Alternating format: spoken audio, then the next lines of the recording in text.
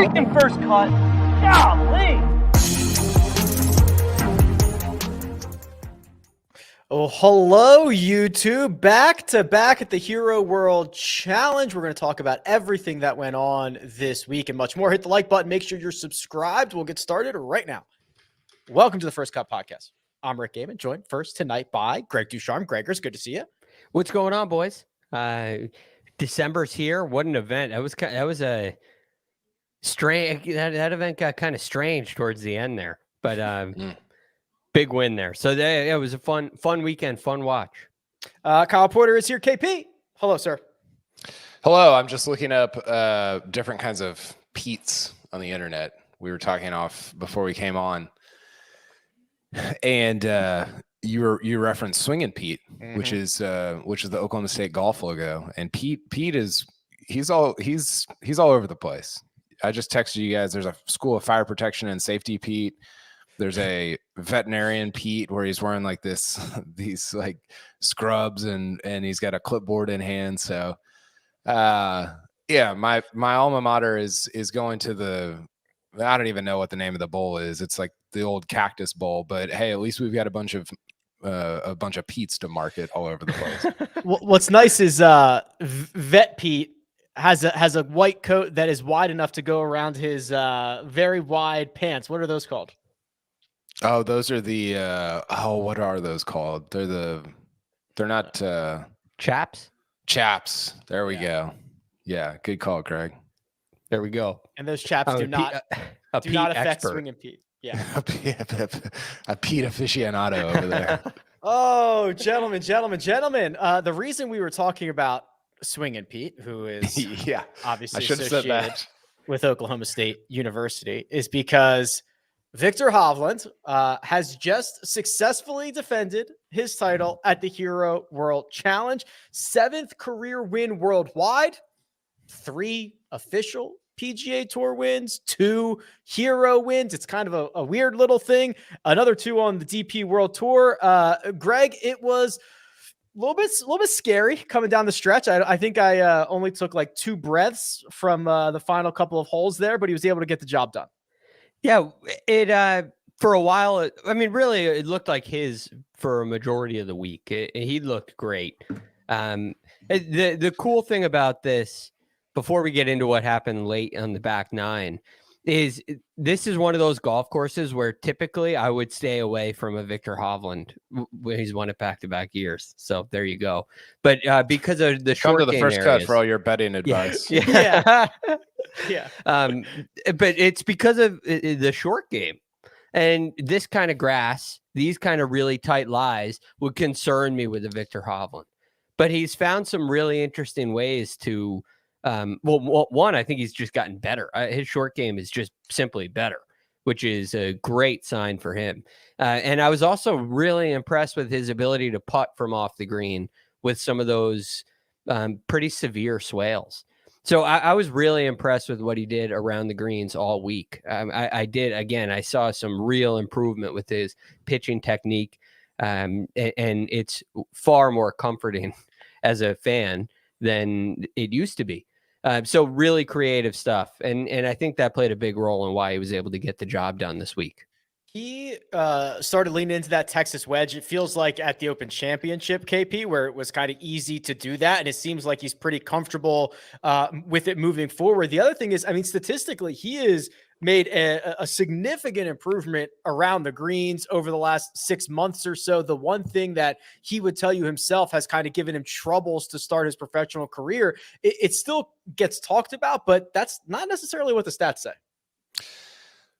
I would actually love for you to pull the stats pre-open and post-open, and those stats, the around the green stuff, it can be a little bit hairy, wonky, especially with a pretty small sample size like that. But even with a bigger one, I think, Viktor Hovland might be the best ball striker in the world, and I think that still goes overlooked. Like he was playing at a really elite level for several years, and his short game was like bad. Like it wasn't average. It was bad. If you looked at his putting and his around the green stuff combined. And he was still able to play at that level because his ball striking is, I mean, who's a better ball striker than him? Rahm? That might be the list. Is that the whole list? Maybe Rory the second half of 2022, but that's the company that you're in. And, you know, I think to me, it speaks to, and you can read the numbers there, but if he is just like a middle of the road short game guy, which is probably what we saw this week. We don't have detailed numbers, but he's going to win a lot. I mean, I think the thing that gets overlooked about this tournament, Greg, is like and somebody said this, I think Hovland said it actually afterward. He's like, it's the 15, 20 best players in the world, you know? And so that's probably an OWGR conversation that we don't need to have right now, but it's super impressive to go back to back. I think winning this golf tournament is harder than winning some of the full field, lesser, like lower tier events on the tour. Here are the numbers, boys. So again, with the caveat that around the green play is wonky. There's small sample size. Not every event is measured, but everything from the PGA Tour and the DP World Tour that is measured. Here we go. Prior to the Open Championship, 57 rounds, he lost on average 0.52 strokes a round. He lost a half a stroke per round. That's so bad. It's basically one of the worst rates on tour over those 57 rounds. Since then, 35 rounds, and that obviously not including this week because we don't get the breakdown. He's gaining 0.4 of a stroke. So that is nearly a 1 stroke per round difference since the Open Championship. That is a huge improvement. Yeah. I think Rory and Kuchar led the world in this statistic in 2022 from January 1 to like 2 weeks ago. And they were only at 0.48. So he went from being, I mean, again, this is probably not emblematic of who he is on the whole, but he went from being one of the worst to close to the best number in the world, which is really terrifying if you're another top player, because a Hovland that is above average around the greens and with his short game is truly like going to be an awesome player.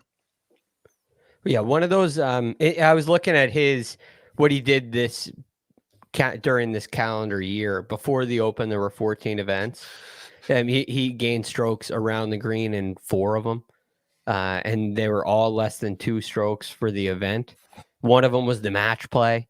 So you kind of have some, he's very much on the losing side of things, which Rick's numbers point to as well. And since the Open, he's only lost strokes in 2 events since the Open, and he's gained sometimes significantly in every other event. I mean, that is a marketed turnaround.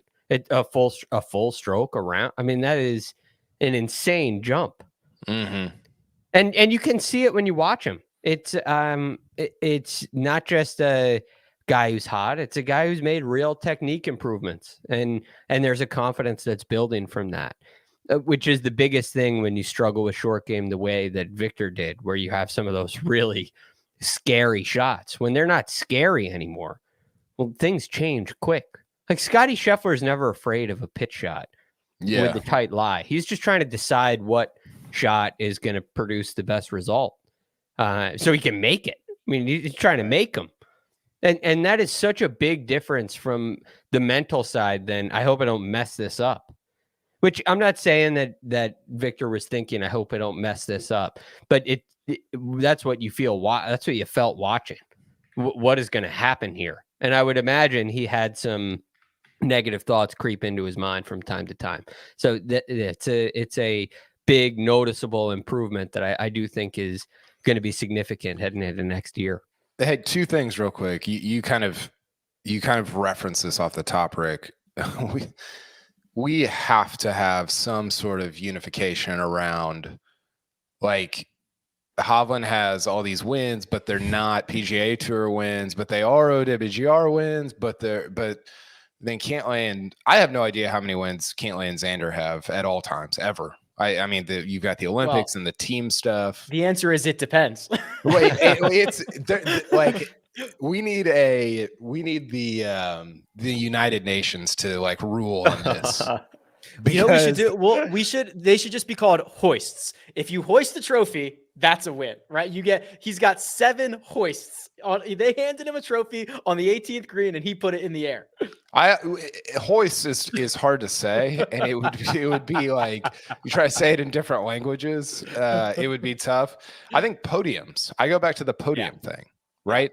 Where it's like, and maybe you don't need that for the Rocket Mortgage, right? But for majors and for, I don't know, we don't need to talk about this right now, but it just the whole, like, I mean, I'm on these websites trying to figure out, well, so-and-so had like this, but it was in the 2023 season, but that was actually in 2022, but it didn't count. And it's like, what are we doing? Like, this is not good. And then the other thing is more of a question for both of you guys. And I'm curious, maybe especially in your answer, Rick, because you don't, like, I feel like the people that are on the show suck up all the oxygen. You don't get to talk a ton, but who right now to you, because I think this is a Hovland oriented question, has the biggest difference between how they're being viewed and how they will end up this time next year? So that doesn't necessarily mean who's going to have the best 2023, but rather like who's the most undervalued right now compared to what they will have accomplished 12 months from now. Wow. Yeah. So Victor's the easy answer, right? Because there's always kind of the tie to Colin, and because Colin has 2 major championships, that's always a discussion that happens, and everybody kind of, I think, overlooks Victor. And then you say, okay, he's got 7 wins, but right, 2 of them are Mayakoba, 1's the Puerto Rico Open, 2 don't count for his PGA Tour resume, and 2 have come on the DP World Tour. Yeah, so, again, get the United Nations on the phone, please. Right. So it's kind of like he doesn't get the respect that he wants. So I think Victor's an easy answer. I also think I keep going back to Jon Rahm. You know, like Jon Rahm was the #1 player in the world. He beat, the tweets from you, Kyle, that were he's only lost to X number of golfers over Y amount of time were outrageous. And he is getting hot now, and he might just have this massive 2023 while everyone's talking about Rory and Scotty and Liv and OWGR points and everything else in the world. Like Jon Rahm might be the #1 player by April. Yeah, I like those answers. Some of this is hard because you don't know how people view Rahm, right? Like we know how people like clowns on Twitter that love Liv view Rahm, or we know how each other views Rahm, but some of it is hard to kind of gauge like who actually is undervalued. I guess you could look at DFS stuff, because that's like you got to put your money where your mouth is. I think Morikawa is in there for me, and we can talk about him. He finished 5th this week, I think 5th or 6th, and it just feels like people went too far in one direction over the last 2 years, and he won 2 of his first 8 majors, and people are like, oh, he might win 10. You're like, well, he's probably not going to win 10. But now it's almost gone like people have done a 180 too far the other direction. I think there's a middle ground with Morikawa that feels a little undervalued right now. Morikawa could win 3 times, including the Masters next year, and I would be not surprised at all. And it doesn't feel like he has that kind of energy around him right now. I think this is a really unique time to ask a question like that, or to discuss, because it is hard to gauge where people are. Like I'm looking at Jordan Spieth, and I don't really know where we are with him. And I don't really feel like this week answered any questions. There's kind of there's a yeah, but with all these guys. Sam Burns is the same thing. Like, where is Sam Burns' game? We don't really know. But another guy that jumps out to me as being underappreciated would be Patrick Cantlay. And again, is he just undervalued? Is he undervalued? 2, is it just because he hasn't really played a whole lot in the fall? And 3. I mean, he's number 4 in the world. Can you be undervalued if you're number 4 in the world? Do people know? Do people realize he's number 4 in the world? And one of the guys he's behind is Cam Smith, who's going to have some struggles gaining OWGR points. So, like he's very soon going to be a top 3 player in the world. And what is his ceiling? What does his year look like next year? Again, this is all without great performances in majors. Is he going to take that next step? So I think it's kind of interesting. I think the difference between a Hovland and a Cantlay for me is that Cantlay feels a little bit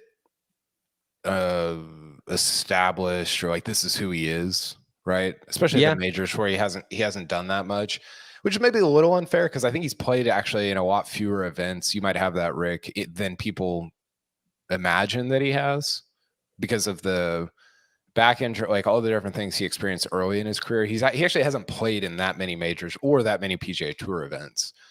And but Hovland, to bring it back to Hovland, who actually won this tournament, he feels more pliable. It feels like, man, if he can, I mean, you just said it, Rick, if he can flip his around the green play, his short game that much in 6 months, what could he be? Like that to me, it just feels like there's more pliability there than somebody like maybe a Cantlay or a Xander, who it's like, we get the same thing every year. Like it's really good, but it's the same thing. 23 majors for Cantlay. Which is crazy because you want to take a guess at how many PGA Tour events he's played? Remember, he technically turned pro in 2012. I think it's only like 120 or something. So how many majors, Greg? 23. 142 PGA Tour events over, 10 years as a professional. He wasn't like a full-time member of the PGA Tour, I think, until 17. Okay. Yeah. It's a really late start to his career. Yeah. Which is weird because he was a prodigy, right? Yes. And then it just took forever to get going. Yeah. Hovland is more than halfway already to Cantlay's PGA Tour starts. Yeah. Wow. That's what I'm saying. Is like we sort of like don't view Cantlay the right way, but I still think Hovland is more pliable than somebody like that. This event, the Hero World Challenge, was in pocket for a while for Victor, Greg, because he had multiple shot lead throughout the day. I think he got up to 5 at one point, but it got pretty dicey on 18. He gets fortunate that his drive bounces out of that bunker, but now he's up on top, and he described to Steve Sands afterwards that with that lie and sometimes when the club face gets shut down, things go left. Unfortunately, left at 18 is the water, and now things can get spinning very, very quickly for you. Yes. I mean, and off the tee shot, Azinger did a nice job of saying this. You cannot bail right. And that was kind of the reason why the bunker's no good. I think that's an unfortunate break to bounce out of the bunker.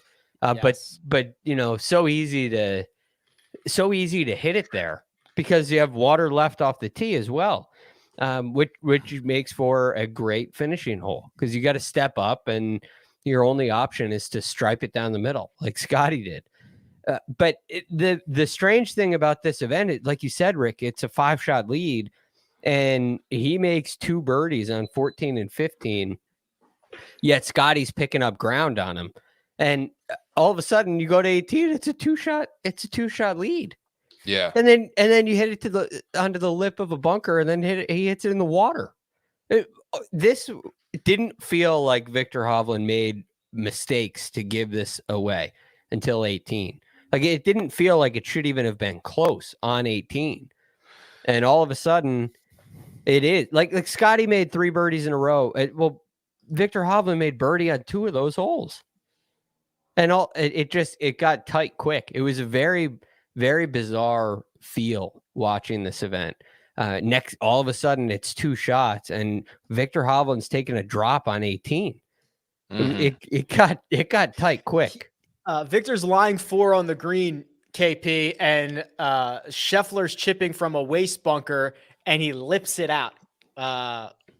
I'm glad we were not on air for that. I was very concerned, and I said some things that would not be great. Maybe you should have been on air. He was for sure trying to make that, right? I hope so, and I like think yes. Yeah. The way that he was sort of setting up for it, the type of practice swings he was taking, how far it went past the pin. I think Scottie Scheffler, I don't know if he thought or he like presumed that Hovland was going to make his putt, which I guess you sort of have to do, or if he just didn't want to go to a playoff or what, but he was definitely trying to make that shot. And then he made a 5 because I think the reason that Greg is saying what he said about how it felt just the weird at the end is because there were so many different numbers in play for both guys over like in the last even 10 minutes, right? Hovland could have made 3 from where he was at. He hits it in the water. All of a sudden he could make 6, and Scheffler could have made 3 from the waist area. And then he did make 5. So there was just, it was a very like, you don't usually get that many variables in terms of what score guys can make. You play a lot of holes and it's like, I don't know, man, like he's going to make 4 or 5. He's going to make 3 or 4, especially after a couple of shots are hit. And up until the end, it still felt like a lot of different numbers were in play for both guys. And they both made 5. I mean, it was just, it was so golf. Yeah, for sure. Normal, very normal. Normal sport too. So Victor becomes only the second person besides Tiger Woods to successfully defend the Hero World Challenge, 7th career win worldwide. We've already covered that. Congratulations, Vic. It's the yearly Christmas bonus he gives himself. Just win $1 million each December, and it's all good. 7 wins and how many OWGR starts? It's got to be like 70 or 75. Probably a little bit more than that because he plays more European tour events. I can tell you it is.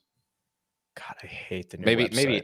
maybe 80. Is that actual event? No, that can't be right. Actual OWGR events is 96. Oh, okay. That's higher than I thought, but still, that's a winning percentage of 7. A little better than 7%. Now, you can throw the Hero back at me. You can throw Mayakoba back at me. I don't care, man. Like, there's a lot of people that are playing in events like that aren't winning 7% of their tournaments. And 7 is Hovland needs to go win some memorials and some PGA championships and stuff like that. But 7% is 7%. That's super impressive. When you throw one of those big ones on there on this resume, it just changes everything. I mean, everybody has events they win that are less than, that are not the memorial. You can't play all memorials. So when a good player wins one of those events, sometimes we look at it like a bad thing until they've done it in a really big event. And then, he should have won the Mayakoba. Oh, he should have won the Hero. He should, And so it kind of changes that perspective. You know who it's like, Greg? It's like when it's like JT when he was winning all those events in Asia, like in the middle of October, Malaysia, right? Yeah, he won the CIMB 2 years in a row or whatever it was, and then you're like, okay, well that's. I remember I ran into him at Riviera, and I was like, hey, we were chatting, and I was like, hey, good luck getting that first win. And he had just won the fall before he had won the CIMB. Well, I didn't it's October. It's the middle of the night. And I just didn't remember. And I apologize later. But then he wins the PGA Championship 2017. What you're saying is true. It almost, you're like, oh, this is JT. It makes him JT. And I think the same, like if Hovland wins the Masters in April, how much differently do we view these, all these resort course wins? Completely different. Scottie Scheffler was trying to track down Victor Hovland, obviously, because we just spent the first 24 minutes talking about Victor. That means Scottie Scheffler was unsuccessful in that attempt, but it was a 4 under 68, 66, 68 on the weekend for Scottie to finish 2 shots back. And Greg, this just puts a bow on what was a massive year for Scottie Scheffler, right? 23 events by my count, if I counted that correctly, 4 wins, 11 top 10s, 9 of them podiums. Okay, we'll throw that in there. Podium, baby. He broke the all-time single season money. I mean, it was just a massive 2022. It really was. And again, I think this is a really cool thing for Scottie Scheffler, because coming in, you have all these concerns about his putting, and we have for a while, and he just keeps on finishing on the podium. Right. And this is the thing about that hot streak that he went through last spring, where he wins 4 events, he gets to world number 1. We're wondering if that's real. And while he's not going to win 4 out of 6 events very often, what he is going to do is play like this, right? He's going to contend frequently. And he did before he won on the PGA Tour. He did that before last year, and he's continuing to do it after. So what I'm learning about Scottie, the more and more I watch him, is his baseline is just really, really good. And whether he's able to get the job done and hoist a trophy or not is one thing. But his play is so impressive. His tee to green play, his short game is magnificent. I mean, the bunker shot he hit on 17, he was trying to make that one too. And he very nearly did. So he's really fun to watch. And when that putter gets hot again, and I'm sure it will, he's gonna win again. And he's probably not far away from win number 5. His short game is filthy. Oh. It's so good.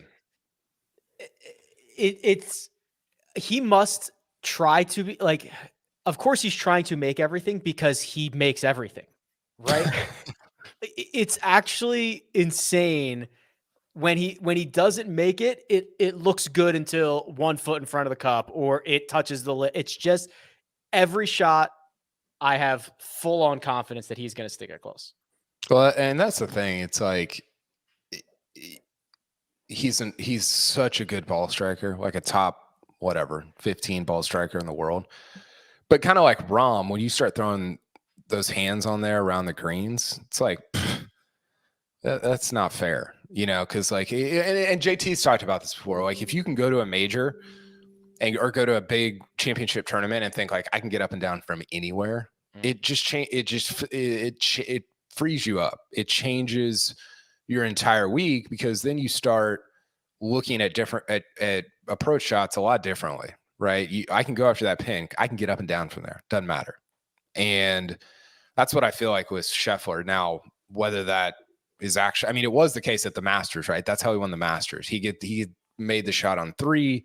He gets up and down from all over the yard there. And it's nasty. It's like a little bit of a, not a cheat code, but it's like it's an add-on to somebody who's already one of the best ball strikers in the world.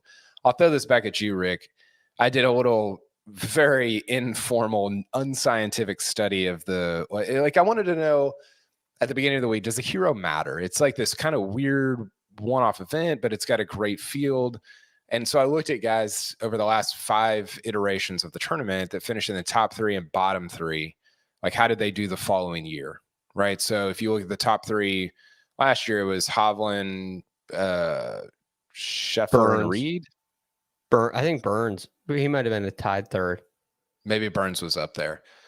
So for the guys that were like T3 like that, I didn't add them in. I just averaged what those guys did. So I looked at wins and strokes gained. So what you get is a lot of wins the following year from both the top and bottom, because everybody in this field is really good. But right. what you get every year is a lot of wins in the following year from the top 3.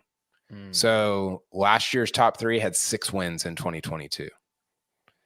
The year before that was 2019. So in 2020, the top 3 had 3 wins. 2018 going into 2019, the top 3 had 4. Year before that, they only had 1. That was kind of the outlier. Year before that, they had 5. So you can look at the top 3 in this field, Hovland, Scheffler, and Cam Young, and I think you can just pencil in like 3 to 4 wins. Now, I don't know what tournaments they're going to be in or where they're going to come from. That wasn't always true of the bottom 3 in this field. Like, you had years where they had 0, they had 1. Those were guys that potentially struggled going into the following year, but the top 3 in this field, you can just pencil them in for like a lot of wins in 2023. It makes a lot of sense. I mean, it's a pretty good measuring stick. You've got 20 of the top probably 35 players in the world at worst. And I feel like, I don't know what you guys think, for the most part, you should be having guys that are pretty not peaking, but like they're playing good golf. They've played all year long. We just had the playoffs. If they've decided to play around the world or play more events in the fall, like they should be in pretty good shape. We had a lot of guys who were scorching hot. Like Rahm's got multiple victories coming in. Finau had multiple victories coming in. Xander had been awesome. Scotty just never stopped, right? Like, so it is a pretty interesting little measuring stick field. I'm curious to know how that's going to go in future years. Like the stat you just had, Kyle, will be very interesting this upcoming year because all these guys are quote unquote top players, right? And they're going to be playing in the 17 big events, and that doesn't leave a lot of room. Maybe 5 to 8 other events where this field isn't all there for wins. So if it happens again this year, I think that there'll be more impressive victories. Yeah, because there are more impressive victories to be had for sure. And it's unscientific. It's not. You're basically just saying, are the top players going to win a bunch next year? Yes, of course. But there was a difference between finishing in the top of this field, and I think part of it is the season is like 3 weeks or I guess a month away.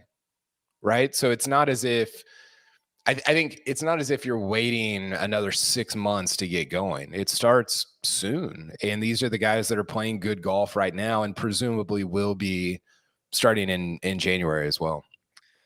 We'll talk through some of these guys and I'll intertwine them into our horrific wagering week. We'll do that after a quick word from our partners. And we're back. Horrible. Gentlemen, we just got absolutely wiped here, but I think we can use this to spark a little bit of conversation. Patrick and I both faded Jordan Spieth, one with Max Homa, one with Shane Lowry. Spieth finished 15th out of 20, Kyle, and beat both Max Homa and Shane Lowry. So we got the Spieth struggles correct, but the other guys were worse. That's tough. Because there were other guys you probably could have picked that were even better odds in fading Spieth, right? Yeah, almost certainly. Right. Yeah, that's tough to look at. I put the only green on this board. Yeah, and you found the guy, you faded the guy who finished dead last and did it with a T13, Matt Fitzpatrick over Tommy Fleetwood. I also picked the guy that finished last to win, so don't listen to me. I'm a moron. You got both Fitzpatrick and Fleetwood as winners. Listen, we've already been over this. Okay, all right. It was not. It was. I picked so. Real quick, what happened was I picked one and then I went back to doing something else. I picked the other, went back to doing something else, and this is what I ended up with. So it's not good. The one that's most surprising to me on my list anyway is Jon Rahm finished I think T8. He was playing at a level that it's like you put anybody in this field, I think he's going to finish in the top 5. He'd been beaten by 4 guys in his last 4 tournaments, 3 at the CJ and then 1 at a European Tour event. And so it wasn't a bad week for him because again, it's a pretty elite field, but I thought he would finish in the top 3, 4, 5 this week. Jon Rahm went 73, 71, 68, 71, T8. Tom Kim, my top 5, finished T10. Sungjae Im, which was Patrick's, finished T8 as well. So missed that by a couple of shots and then no outrights because no victor on board. But, there are some interesting names here, Greg, because I think we've said, I'm excited to see what Finau does in 2023. I'm excited to see what Colin Morikawa does. I'm excited to see what Jon Rahm does. Tom Kim's your X factor, bud. Right? Ooh. Like what is he just going to be the man? We're going to get a full season of it. Like that one I'm excited for. Yeah, I'm really excited for it too. A couple of tough middle rounds there, but he played some nice golf. The South Korea soccer team thing was entertaining. I do think it's safe to say we're going to get a lot of that this year, especially if he plays the way he's been playing, which I don't think is far-fetched. I think Tom Kim's a really talented player. And I think he's going to go into this year with a lot of confidence. The President's Cup, winning on the PGA Tour twice. I mean, these things will give you a lot of confidence. And, I bet if you did a study on similar to what you did with the Hero, Kyle, about a President's Cup or Ryder Cup and what guys get out of that, yeah, you'd get a very similar result. But I just think for Tom Kim, this is going to be a very fun year. I don't know how many trophies he's going to have, but I think he's going to be in the mix a lot. I think he's going to be in the mix a lot in some big time events, which is going to be really cool to see. Tom Kim might make $400 million in his career. Well, okay. Does that seriously? I know it was when you first said that, I was like, you're such an idiot. And then I was like, no, that could actually be true. Well, I mean, remember the tour made that graphic of like, oh, Jim Furyk would have almost been a billionaire or whatever it was. Yeah. And you're like, really? Yeah. And if that continues, I mean, I think listen, like, I love Tom Kim. I think he's a character in a sport that both needs them and has been devoid of them over the last, 10 years or so, and has more of them now. And that's a good thing. But I think Tom Kim's a character and I think he's great. I think he's a little bit over, I think people overrate his golf ability because everything else is so good. Like, he's so fun and funny and like endearing. He's a good player. He's not like a top 10 player in the world. Right. And so I'm curious to see how that goes when there's real expectations on him to perform. I mean, we've seen 100 guys, 1,000 guys do this where it's like, you come out, there's no expectations. It's easy. It's fun. It's the best. I mean, this was Morikawa's year, right? Now there's expectations and it gets harder. It's different. And maybe Tom Kim doesn't have those same expectations because Morikawa has major championship expectations. Tom Kim doesn't have that yet, but I'm hopeful for him, but I think the personality has a little bit outpaced the golf ability, even though I still think he's very good. Tom Kim has 6 months and 17 days until he can legally drink alcohol in the United States. Turns 20, he holds on 21 in 6 months and 17 days. That's crazy. Twice a PGA Tour winner. What Kyle was referencing is that thing that the PGA Tour released where, Jim Furyk's career, if it started today, would have made like $600 million. Tom Kim, 20 years old, Greg. So in theory, he's got a couple of decades at this now. Yeah. You throw in the fact that he is he's South Korean, so there will be mandatory military service at some point. Unless you win a medal, or it's not a major, right? It's just a medal. It's a medal, and then I think there's another criteria, whether it's like the Pan Am Games or something like that. We've talked about this before. I know. There's definitely another way. Yeah, there's definitely another way. The good thing is for him that he has more. Obviously, considering what you just said about his age, he's got more time than anybody else, and than any of the other South Koreans to get this figured out. So there are some options. There's a long way to go. But at the same time, we've seen players have a majority of their career, a majority of their successes over by the time they're 30. It's like a trend in the game. These guys are rocket ships. But the one thing is, Tom Kim seems to me like a guy built for longevity, more so than who's a good example of that? Like, some of these young guys. Yeah, throw a name out there. Yeah, I was dying for whatever name was going to come out of your mouth. Matt Wolff. Like when Matt Wolff, Morikawa, and Hovland came out. So, well, who's going to have the best career? Who's going to last the longest? Who's going to have the most success now?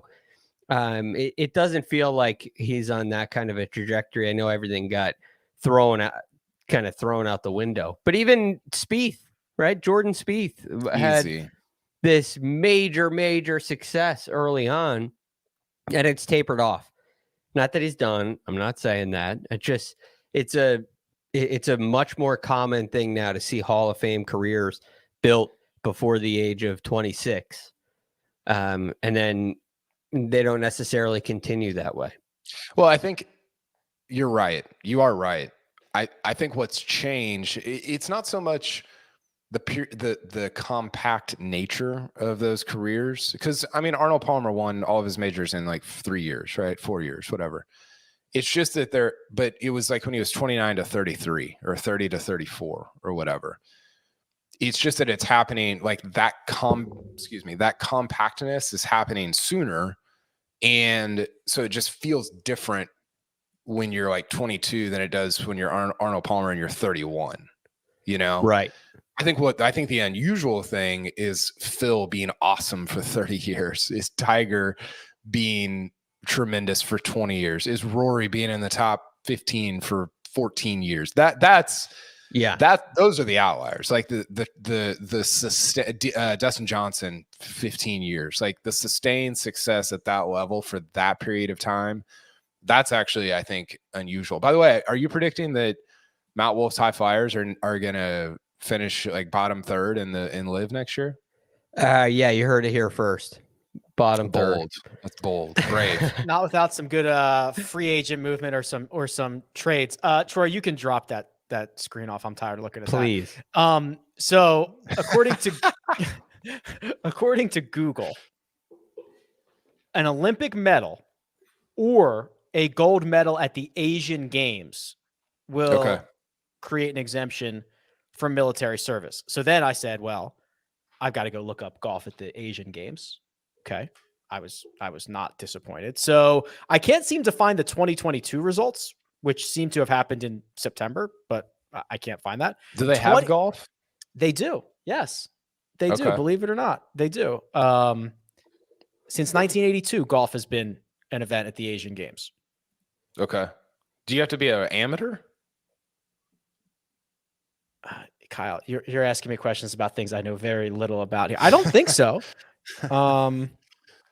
Okay. I'm sorry.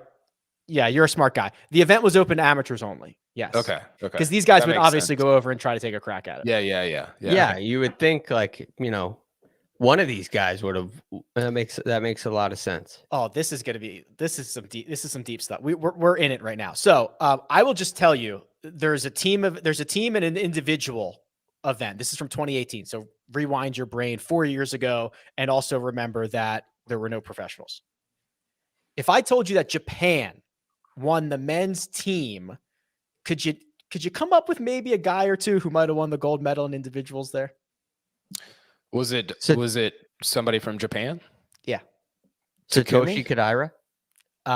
No. Greg. Takumi Kanaya? Okay. So no, but he was on the winning team. But he did not win the individual medal. Do we even know who this is? Yeah. But I'm pretty sure just because Mark has talked about him recently. The one that played for Mark. Yep. The guy that played for Mark. Yep. I can't remember his name. Kita Nakajima. There we go. Yeah, he's a good player. Yeah. Well, yeah, he is. Also, this one's way deeper, but I feel like Kyle might get this because I know his brain's weird. 2018 women's individual gold medal. An amateur from the Philippines.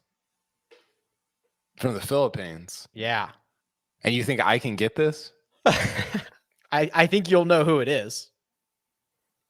It's not Shang, is it? No. Did it cool? Nope. No, she's from Thailand. You'll both know who it is, but I don't know if you'll get there. The Philippines. Oh, it's she won the Yep. She won the is it no who it's she not won, it's not NASA, is it? No, but she won the US Open last year. She won the US Women's Open, yes. Yes. I can't remember her name. Yuka Sasso. Ah.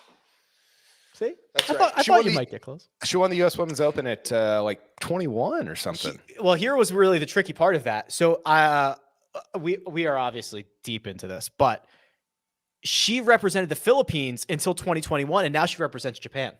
Okay. Yeah, I remember. That's what I would probably threw you off there. I don't. That feels like a free pass. It was the weird brain. Sure. It was a weird brain. Free pass, no problem. Anything else? There were two. First of all, the DP World Tour just comes hot out of the gate. They just go double events for the like. They have no break, right? And then they go 2 events week 1, 2 events week 2. Yeah, that's insane. That's living.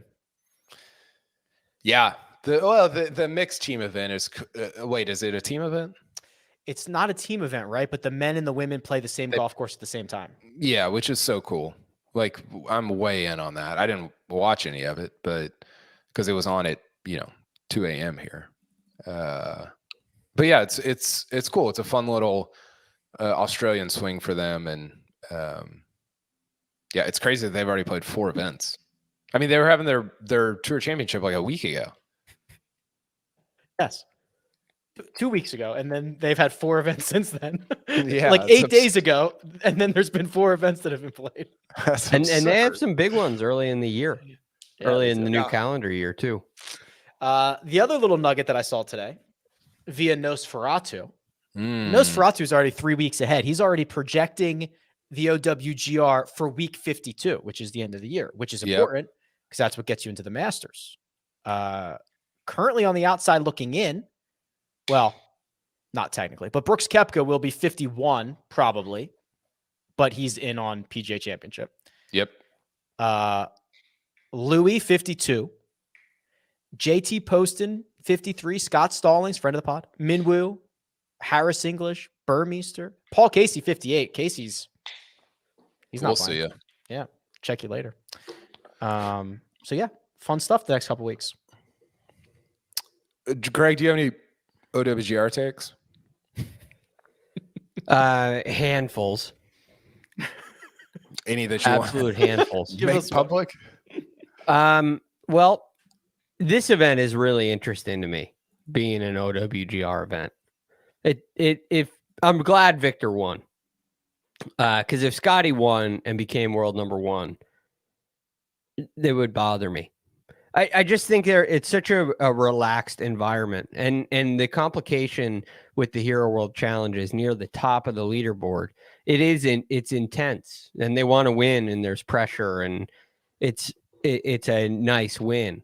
But towards the bottom of the field, you get such a big split, and I think that happens because of the meaning, and motivations change throughout the entirety of the week. So I think it's a very interesting event. I don't think it should get official world golf ranking points. I'm very curious about what Tiger said this week about OWGR and how it has to change. And how he said we have to change it. And I'm just curious what his involvement is in that, if any. If he's saying we as a sport, if he's saying we, the guys that were at the meeting, the PGA Tour meeting. I'm just very curious about that as well. But it doesn't seem like the brand new official world golf ranking point system is being very well received right now.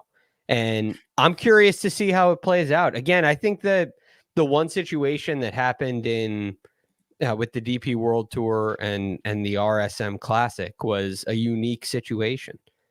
And I tend to think that depth, 100, duck-sized horses is a harder thing to beat than, a horse-sized duck, as you said, Kyle. So it's a very interesting time in the OWGR history. Has anyone ever liked the OWGR system? I feel like they're always complaining and always changing. It's such a hard thing to, a couple of years ago, I went in, I looked at how it all worked. I really tried to understand it. And I'm like, I ended up saying, this is a really good system. Like, it's really well done. It's well thought out. It's very complete. It's not perfect, but how could it possibly be perfect? The DP World Tour has had 4 events in the last 2 weeks. Right there. I mean, they're playing in different areas of the world at different times. And you're trying to take all the players in those fields and all the players on tours and in events that you've never even heard of. And you're trying to give every single person a ranking. You know, there's not like ranges. You're not 100 to 200 in the world. You're number 113. You know, that's just a crazy, it's a crazy complicated thing to try to do. And I think they've done a nice job of it. I have two thoughts, Kyle, real quick. I'll just tee you up on this. Two things. If you're going to make a comment about the OWGR on Twitter, I feel like you should have to prove that you know how it works and how it's calculated. And 2, if you say it's not a good system, you have to come up with a solution. You have to propose a solution. I hate the people just throwing it out into the void that it's a horrible system. I hate it. It doesn't work. It's not fair with zero solution. I agree. Well, and what's ironic about that is that it's way fairer than it used to be. Right. And I was curious, Greg, are you talking about that you really like the OWGR as it's currently constituted, or the previous iteration of it? I was talking about the previous iteration. And I did this because there was another time, and I forget what happened, but there was all this controversy around the OWGR. I said, well, what do they do? How does this actually work? Like nobody really knows how it actually works except Nosferatu. And probably Peter Dawson, right? But all of a sudden you look maybe into Nosferatu is Peter Dawson. That would make a lot more sense. Wow, could be. Okay, wow, so plot twist.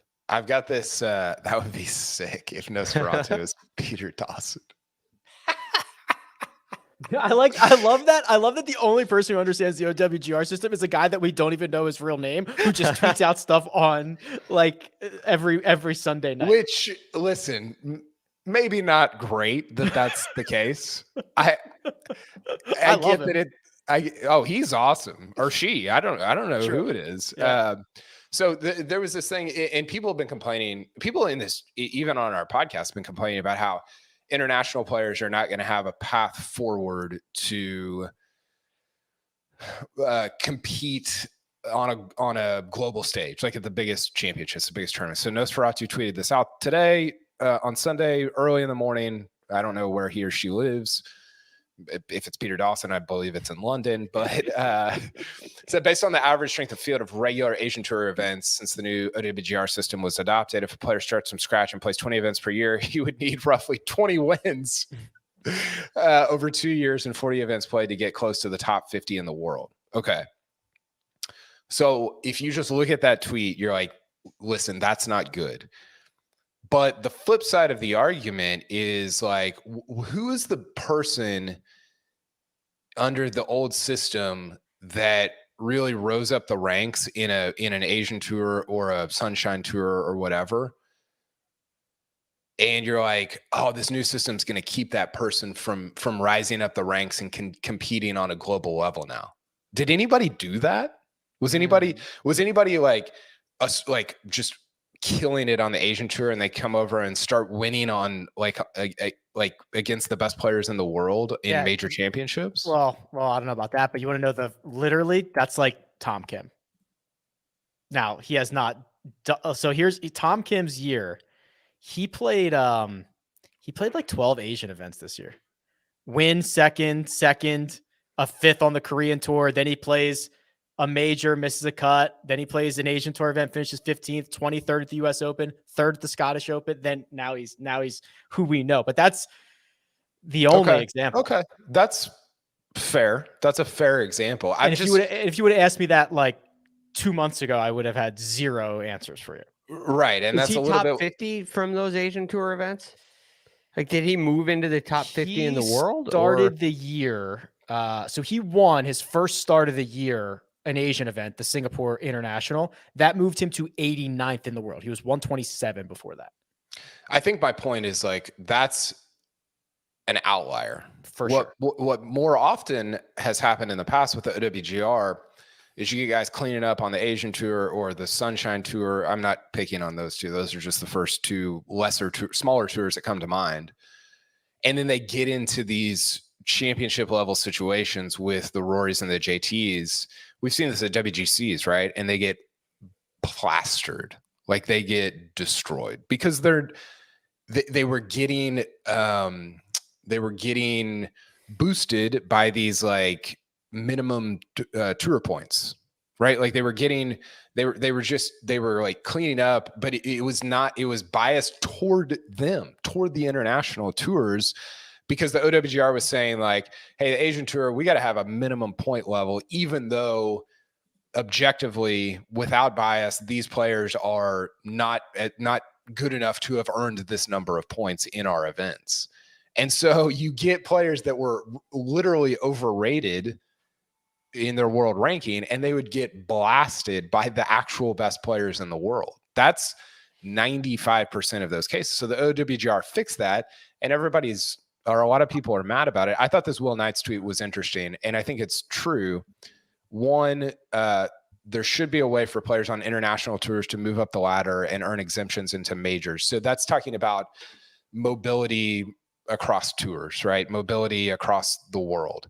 And then two, winning a bunch on a lower tour doesn't mean you should be ranked as a top 50 player in the world. I think people look at wins and they're like, oh, well, that person's really good. Well, or maybe they're just beating a bunch of plumbers and firemen, a bunch of people like me and Greg and Rick, you know? And I think the new OWGR really gets at, like, this is, you want an unbiased look, this is it. These are your top 1,000 players in the world. But it does decrease the mobility of players to move around to different tours. And I think that's a real problem. Is it a problem that the OWGR should solve? Or is it a problem that the PGA Tour should solve, or the DP World Tour? I mean, both of those tours, Kyle, the DP World Tour and the PGA Tour, they have, we'll use a buzzword from this year, pathways to their tour that aren't through other tours. I don't think that every OWGR tour needs to be interconnected. There doesn't need to be a ladder from the Sunshine Tour to the PGA Tour. You can go play, any of us plumbers and firemen and anybody can get into a U.S. Open, right? That's a major championship. You can qualify for that. And at the same time, you can qualify for a PGA Tour event. You can go, there's a Monday qualifier in every PGA Tour event, just about everyone. And Korn Ferry Tour events as well. So if you're one of those players where you feel like your game is really good and you're cleaning up on the Sunshine Tour, you don't need to look to the OWGR to get to the PGA Tour. There are other ways. There are other options. I think I wish there were more options. Like, you know what? One of the coolest things of the year is open qualifying for the DP and PGA Tour. When you're at the John Deere and it's like, hey, top 3 get in, or whatever the numbers are. Yeah, I think it'd be cool to have stuff like that to move between tours. Now, is the PGA Tour and DP World Tour incentivized to do stuff like that? Probably not. I don't know what their incentive would be, but this is again, we don't need to go too deep down this, but this is part of the reason that having 7 different organizations in charge of golf is a real problem, because everybody just starts looking around, be like, why don't you do something about this? Why don't you do something? And there's nobody that is like the organization that is going to do something. And it just is, it's a very messy situation when you have stuff like this. It is probably worth noting that the Tom Kim example, I think, actually strengthens your point, Kyle, where it's like, he did what the golf ecosystem asked of him. He just kept leveling up. The ecosystem is not created in a place where Tom Kim dominates the Asian Tour and becomes the 12th ranked player in the world exclusively from that. Right. Wait, say that last part again. So the ecosystem is not set up in a way that Tom Kim just dominates the Asian Tour and based solely on that becomes the 12th ranked player in the world. Yeah, that's right. Yeah. Yeah, I think it's also like, if you want golf to be truly global, there should be mobility. I think more mobility between tours. But again, nobody like who's going to go and do that? Like, I don't know. It's a very complicated problem, and nobody is super incentivized to fix it.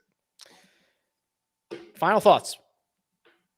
We got to get out of here and we got to turn our attention to next week, but anything else that we missed? Going once. Normal Sport comes out next week. Yeah, it does. Yeah, but no big deal.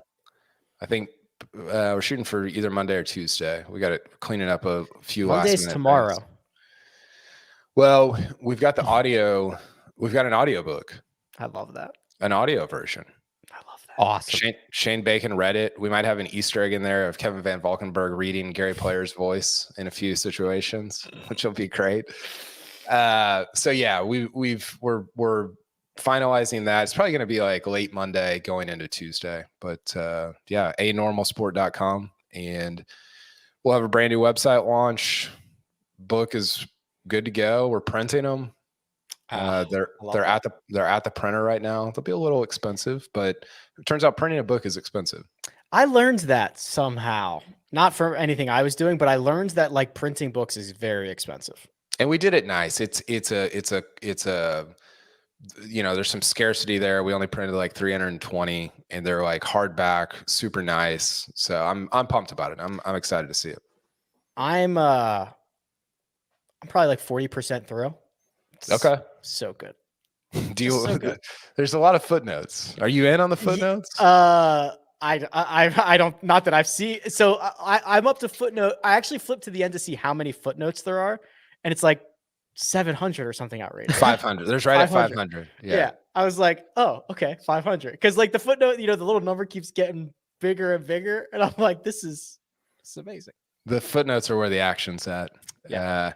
To answer, if you pull up this latest comment, Troy, it says, will you ship internationally? Unfortunately not. We will not ship internationally. It is extraordinarily expensive to ship a book internationally, it turns out. But that's why we have digital copies. You can just purchase one of those. So I'm sorry about that. I wish we could. I couldn't figure it out this year. He can take it to his local Kinko's and make the first bootleg copy of it. Somebody did that last year. They like printed it out and put it in a binder. There you go. Which is hilarious. There you go. Okay, next week, the match. Tiger Woods will apparently be playing in it with Rory McIlroy, Justin Thomas, and Jordan Spieth. We'll talk about that. We'll continue to keep our finger on the pulse of the world of golf. But for now, big thanks to producer Troy, does all the hard work behind the scenes. Greg DuCharme at The Real GFD on Twitter, Kyle Porter at Kyle Porter CBS. And you can find me at Rick Run Good. This has been The First Cut. We'll catch you next time.